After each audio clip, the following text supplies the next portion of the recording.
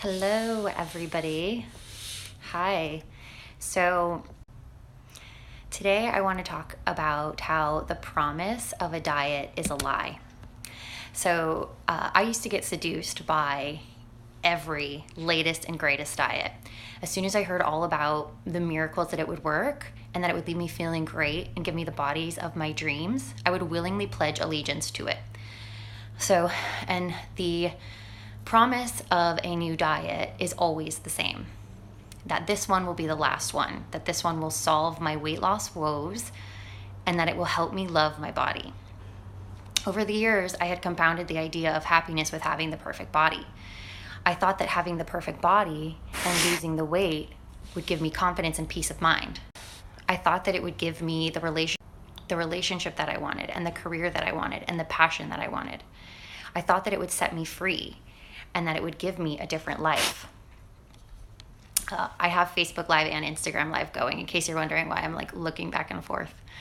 But in her book, Woman, Food, and God, Janine Roth explains that even a wildly successful diet is still a failure because inside that new body is the same sinking heart, that spiritual hunger can never be solved on the physical level.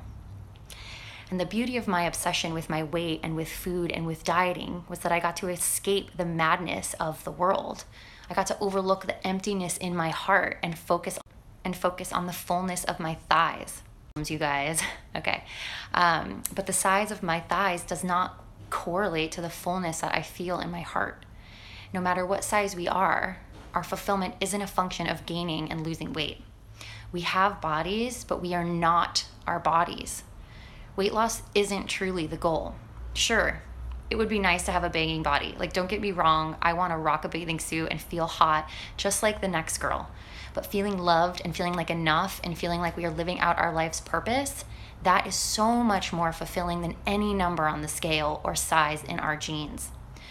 So, what is it that we think weight loss will give us access to? If we look past the desire for a smaller body and into our hearts, what is really there? What is it that we're hoping the diet is going to bring us? We always want access to something. We want to experience living a life we think we can't have because we have weight to lose. We bolt from the feelings of loneliness, inadequacy, boredom, anger, regret, vulnerability, accountability, pain, and acceptance, and we obsess over food and our weight. Our joints might hurt. We have headaches. We might be fatigued. We might have brain fog. Our clothes might not fit. We can't walk up the stairs without getting winded. We might very well physically be miserable because of the excess weight. But if you have spent the last 5, 10, 15, 30 years obsessing over 5, 10, 15, 20 extra pounds, there is something else going on. And it has absolutely nothing to do with the weight. So, I was hypnotized by the idea that having the perfect body meant having the perfect life.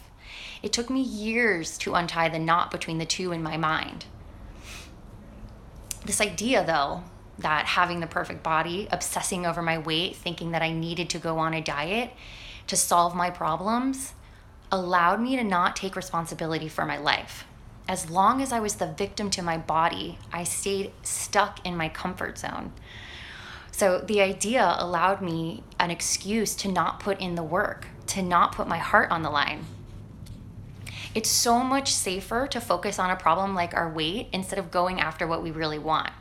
Admitting what we really want means we have to risk not getting it, and that is really, really scary and really vulnerable. There is always a reward in it for us to keep the cycle of yo-yo dieting and binging and purging and emotional eating alive. If there wasn't, we wouldn't be doing it.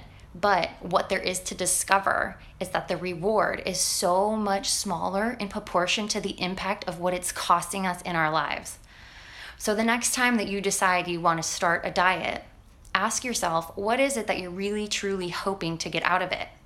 And then shift your focus onto that and not the weight and not the food. So again, the promise of a diet is that you'll have a different life, but it's not true. It's a lie.